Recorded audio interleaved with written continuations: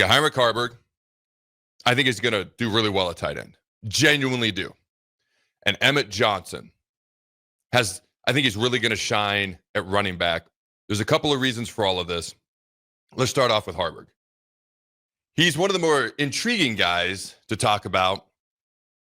Anytime you go from quarterback to tight end, anytime you have the best top end speed of anybody on the team. Now, at the Husker games, it was Ja'Cory Barney that won the speed race. But when you talk about top end speed, we're talking a little bit longer distance. Okay, and I think it was like low to mid 20s. I forget his exact speed. And number 2 is Dawson Merritt at the time. Now, this was back during the winter, so maybe things have changed since then. I haven't gotten any updated numbers. When you have the fastest top end speed, and you're one of the fastest guys on the team, period, regardless of length of race that you're involved in, and you're 240, 245 pounds, 6'5", and the coaches just call you a football player. And then you transition to tight end. And I remember I did an update on Haarberg at one point during the offseason, and I was told that a year ago, because as we know, he was on the punt protection team at times, and the defenses would yell, fake, fake, fake, fake, fake. They never actually had a fake for Haarberg. There was no fake punt ever put in. They just wanted to find a way to get him on the field because he's a football player. Now, why there wasn't a fake, I think there should have been a fake, but that just tells you they were trying to get him on the field. He was doing linebacker drills at one point in time with Tony White. Like, he's just a football player. You find ways to get a guy like that, an athlete like that, and if you watch him run, he's a physical runner. You watched him block in the Pinstripe Bowl. A lot of it was not, in a three-point stance, okay? A lot of it was out of the slot and whatnot, but you got to start somewhere. And when you watch him, he sure looked good blocking. The biggest key to blocking, you got to have inside hand placement, low pad level, good feet, good drive. You got to have the will. The guy has a physical mindset. The number one key to blocking is having a physical mindset and wanting to do so. So when you look at the physical attributes point of view, Haarberg has got them. When you look at, hey, this guy's a football player, we got to get him on the field point of view, he's got that as well. We know that because the coaches are trying to find ways to get him on the field. All right, he's going to play tight end. It's great he's 6'5", he's got all this speed, yada, yada, yada. Will the guy play physical? He has a physical mindset. So when you look at Lindenmeyer, I view Lindenmeyer as one of my favorite guys on the team, first and foremost. You see him as a workhorse, a guy who's going to line up, do things the right way, know what to do, know where to go, not going to be a whole lot of mental bust. He's going to be a good blocker. What complements that? What complements that is someone who can do everything I've already listed and aforementioned when it comes to Lindenmeyer and Haarberg, but someone whose greatest strength may be what he can do with the ball in the open field once he gets it, once he catches it.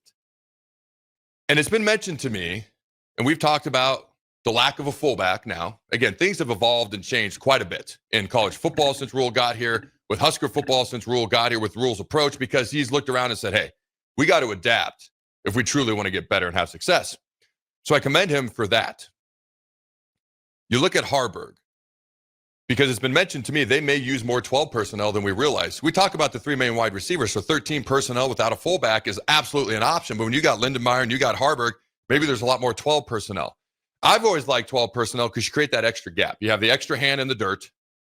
You got a balanced line, or you can go heavy, 2 tights to one side, or you can motion somebody. You can do whatever you want to do with it. But if you just go balance 12 sets, you got a back in the a back offset or behind the quarterback. Easy for me to say. You got 2 wide receivers split out, and then 2 tight ends. If you just go the balance 12 set, you create an extra gap for the defense. I'll tell you right now, as a defensive end, every time they ever did that, we would have to do a stick call where because you create that extra gap, there's a hole, you spread the defense out, so to speak. This isn't high school or middle school football where you got like a 4-4. Like, you're a 4-3 with a couple of safeties. So either you got to bring that safety down in the box, which leaves a hole, leaves you not a hole, but a little bit more susceptible in the pass game, because now you got 8 guys in the box. So obviously you're light in the pass defense. Or you're going to have a hole open up front with that extra hand in the dirt, the extra gap that's created with the extra man on the line of scrimmage with 2 tight ends.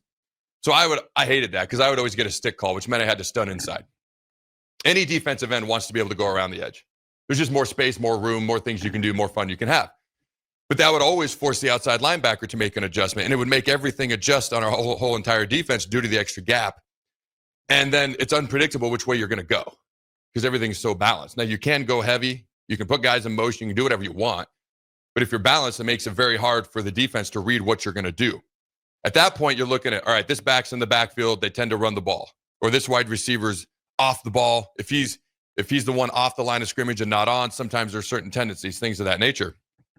But I think Haarberg is a football player. I think he has a real potential of playing on Sundays. He has the physical attributes. You look at how often, I'm not saying he's Travis Hunter, but you look at how often they used Travis Hunter a year ago and how often they didn't use Haarberg. And I know it's not the perfect comparison, but you find ways to get your best players, your best athletes on the field. And I think that's what Holgerson's going to try to do this year. And I think one of the biggest beneficiaries is going to be Heinrich Haarberg and what he can do. And a guy who can get him the ball at a quarterback with Dalen Raiola and an offensive coordinator who's going to use him again like a chess piece. I'm still curious to see what they're going to do with Carter Nelson, who has clearly been in the weight room, by the way, if you've seen him lately. Dana Holgerson is going to find ways to get the ball to Heinrich Haarberg. And we're going to talk about Emmett Johnson here in a little bit. I'll just give it away. My one concern with Emmett Johnson. It's everybody's concern. What does the depth in that running back room look like? What's the workload going to be? Okay. Can he stay healthy the entire year? Obviously, I want him to be healthy. Everyone wants him to be healthy.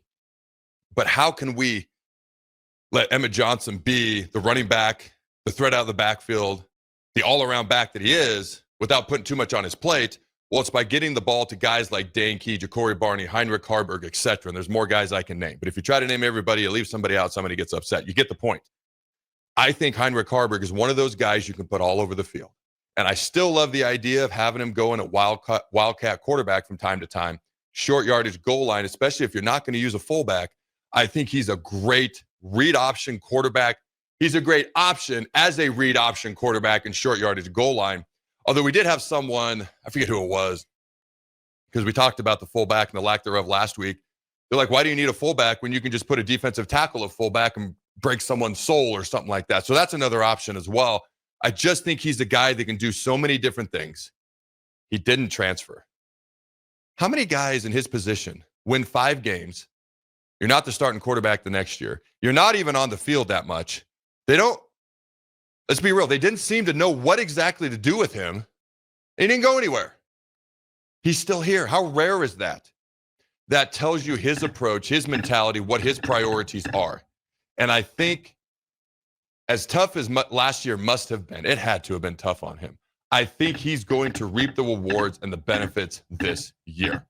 I'm not declaring him like a preseason All-American or first-team All-Big Ten, but it would not surprise me if he's one of these surprise names for the conference of the Big Ten this fall in football. What say you, Jake? Yeah, I mean, he's among the most fascinating men on the team, certainly. And you want to see kind of what they're going to do with him. I think because of the reasons you laid out, single-digit number, just give it to him because he's earned that as far as a teammate. And it's not just that, it's the day and the age of quarterbacks. He's got 3 Big Ten wins. I've been saying all offseason, I think a MAC school might pick him up. Now, you got to run a little bit of different offense like we know with him. But, I mean, you got 3 Big Ten wins. That's not something, that's something that could be pretty valuable in the transfer portal. Yet he decided to stick around. And so we'll kind of see how it turns out, how it looks. I thought he looked pretty good in the bowl game. You've mentioned his kind of physicalness there. I'm interested also to see if he's more of an every down player. It would be such a headache if you're a defensive coordinator seeing that guy in motion. Because you just don't know what's coming next. When they did it last year, at times it was like, okay, he's on the field, look out for something. And they tried several times to kind of get him to pass the ball or get some kind of wacky play in there. But I think if he's out on the field, more often, then that one can really throw off the defense. So I think he's just going to be fascinating. We'll see, like you said, kind of maybe going to share with Lindenmeyer a little bit there. Maybe they run more 2 tight ends out there. We'll have to see. He does kind of fits the H-back role, as you're pointing out. But I with all the potential that he has to take the risk and say, I'm going to make it as a tight end at the University of Nebraska, and that's how I'm going to try to get my route to the NFL, rather than say, hey, I can cash in, go be a starting quarterback. It might not be the height of what you're going to get in the NFL, but I still get to play quarterback. A lot of guys would like to do that. Just really lets you know he's a selfless player, but not just selfless, believes in himself and believes in his athletic ability to gamble on himself to be able to do this. That's a great point. Not only is it selfless, he's legit gambling on himself. So a lot of folks out there are business owners, okay? It is exhilarating and it is terrifying all at the same time when you start a new business. As someone who has started a business on our own, done things on our own, it is 10 to 20 to 30 times the amount of work. And it can be scary, to a degree at least. You look at Haarberg, this is probably the riskiest route he could have taken. Maybe transferring to another Big Ten school or something like that, depending on what they were going to do with him and what the school was. But like you said, he could have gone the transfer portal, been the starting quarterback. Maybe not even just MAC, AAC type school might have picked him up or something like that. Like, you never know. This guy has 5 wins, 3 wins in the Big Ten as a starting quarterback. Not a lot of guys out there that are currently playing college football can say that. He chose to stay. And to your point, that takes a lot of belief in oneself, one's ability, and honestly, a lot of trust in the coaches that they're going to actually say, how can we utilize what this guy brings to the table? There's clearly been lengthy conversations with Coach Rule. I assume Holgerson, the other coaches in that coaching staff, Satterfield, the tight ends coach. Like, how is this going to look? Obviously, things have to be earned. We'll see how things unfold as we go along. But from a starting position, what does this look like? There has to be a lot of belief in himself and a certain amount of trust in the coaches as well. I think you make another interesting point, and I don't want to gloss over it. How often is he on the field? Because we kind of project Dylan, Emmett, Dane Key, Isaiah Hunter, maybe Ja'Cory Barney as a starting wide receiver, Lyndon Meyer. I mean, Haarberg's not a starting offensive lineman. So depending on if they're in 13 personnel, 12, maybe they go 14, whatever it is, short yardage, goal line, what do they do with him? But how often is he on the field? Is he an every down type player? If it's not every down, it's not the end of the world. How often is he out there? What are they doing with him? Where are they moving him? And how can they utilize him? Those are going to be things that are very intriguing to me to watch and see how this unfolds, much like Carter Nelson. And there's a guy we've not talked about anywhere near enough. Mark McWay, who's coming back from an injury, just talking about tight ends right now, who's coming back from an injury, who was one of the top recruits in the entire country, highly recruited to LSU. Now he's back. He's healthy. He's projected to be ready to go. And it's just like, this guy's kind of, I don't want to say, I'm going to put it like this. He's not talked about as much as his talent might adhere him being worthy of being talked about due to the other guys in the room. Wow, that was quite a way to put that. Did that make sense? Yeah, it does. Because I want to show him respect, but I also want to respect the other guys in the room. And there's a lot of question marks. Right now, we don't know how to put certain things. That's one of the things that's most intriguing about August 28th, Kansas City Arrowhead versus Cincinnati. How does all this look? How does all this come together? Last December with the transfer portal and signing day was one of the most, as much as I miss, and I think it's starting to go back the way it was, regular recruiting, because recruiting didn't feel as important because, well, the guy's going to be gone a year or two anyway. So why do I invest time if this guy's not going to be here? Either because he didn't play or because he did play and he gets a better offer. That seems to be changing a little bit.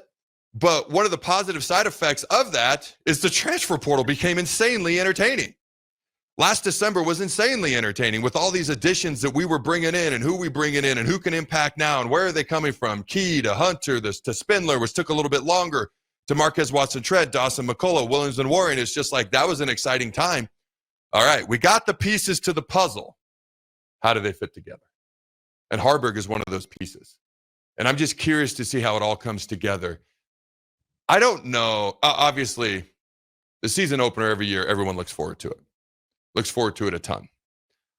It's been a while since I've looked forward to a season opener as much as I'm looking forward to Cincinnati from the puzzle pieces and how do they look when they come together perspective. Does that make sense? Oh, yeah, absolutely. Because the offense has so much potential. If everything kind of works, then you kind of got depth at all these places. As we know, it doesn't necessarily go that way. But then it kind of goes back to, like I said, I mean, it feels like there's a lot of potential there, but also feels like that there's that one big question that you brought up earlier, is that could all that potential be kind of taken down if you don't have a solid run game if Emmett Johnson goes down? So it's still, I mean, they clearly believe in the running backs in the room because they didn't go, outside of Sharmar Brown. They didn't really go after anybody. So they don't have this overwhelming fear of it. But it's interesting, too, because you can kind of get different senses and different coaches are going to feel, different ways. You want to have one statement about it as a team, and Matt Rule can take care of that. But I've heard some different things like, well, okay, well then who is the number 2 back? Are you still fighting for it? And if you're still fighting for who the number 2 back is, do you have a guy that, and is two or three guys you really believe in, or do you have a guy there that's not going to quite take that? So, man, I still feel like, with bringing up Harberg and Johnson, I mean, I think these are kind of the biggest question marks. There's talent there. It's just kind of, what does it look like? What do we have off the text line there, Jake, before we go to break? Let's see. So Brad from Baldwin was saying that kind of using Harberg like Tyson Hill. Is that kind of what you're thinking? Sorry, say that again. Like Tyson Hill. Is that where you kind of think of Harberg here? Yes. I hesitate. Yes, I hesitate because Taysom Hill's 207, and he was a quarterback coming out of college. I see Harberg. I'm not trying to disrespect anybody. I see him more as a pure football player, whereas I always saw Taysom Hill as more of a position player who could move around on the skill type player. Like I see Harberg as a guy who legit can block, and not that Taysom Hill couldn't. Yes, but with a little bit more physicality, which I actually think gives way to him maybe being on the field even a little bit more potentially. Does that make sense? Yeah. Okay. Gus Ballhawk also says he heard that one of the wide receivers might move to the running back room. Do you guys know who it is? Have you heard anything about it? We've heard a couple of things about it, rumors and innuendo, even seen some things that seem like solid reporting so far anyways. I haven't confirmed anything. So don't be surprised if it happens, but we haven't talked about it a ton here. Just haven't confirmed anything just yet officially. And 0778 says, Adam, what's more scary, snakes or starting your own business? How dare you? How dare you? Actually, I appreciate that they clearly watch the show or listen to the show day after day. Now I actually have to take this as a serious question, even though I know it's not. In fairness, okay. In fairness, when we went on our own, it had already been around for 7 years. I'm talking about my other show that I do. It'd been around for 7 years. We started it on its own. Then it went with another entity actually been around for 9 years. We started it on our own, went with another entity for 7 years, and then went back on our own. So when I started it initially, it wasn't something like I was just like, I love talking Nebraska football. We'll see where this goes. So in fairness, it wasn't how you typically start a business. It probably wasn't as stressful. It's probably more stressful when we went back out on our own, and I felt like we had to start over. So I'm going to go with snakes, especially the little bitty earthworm ones, my friend. Yeah. All right. Anything else? That's it for now. Someone texted me, Andy Jurassic said, Heinrich Haarberg is more like Tyler Warren. I could actually see that. Now, I don't know that he's as good. We got to see him be as good. Tyler Warren's the best tight end in America. Okay. But I know he wasn't the highest drafted, but he was the best in college football. We saw him play quarterback. We saw him play center and then catch a pass against USC. We saw him play tight end. We saw him play receiver. We saw him go all over the place. Can Haarberg snap? If he could, where was he last year? That's right. Yeah, probably not. I actually like that comparison a little bit more. Yeah, I see him a little bit more to Tyler Warren. Just got to see how good Haarberg is this year. The potential is there, but Tyler Warren was the best in America last year. Okay, and it does seem as though Isaiah Mosey has moved to running back, is I believe who they were kind of indicating there. It seems that way. And here's a fun fact. Mac Markway is the highest rated tight end on Nebraska in the 2026 college football game with a rating of 81. Oh, wow. Do they know something we don't? Do they know something we don't? That is interesting, though, because everyone projects Lindenmeyer to be the starter. Haarberg's the next most talked about tight end. Don't forget about Macway. Does he surprise people? And then there's Carter Nelson. Again, this is why the pieces to the puzzle. And outside of Macway, none of these guys transferred in. So then you've got the actual transfers. Even outside of the guys we're talking about right now, all these transfer portal guys, how do the pieces to the puzzle come together?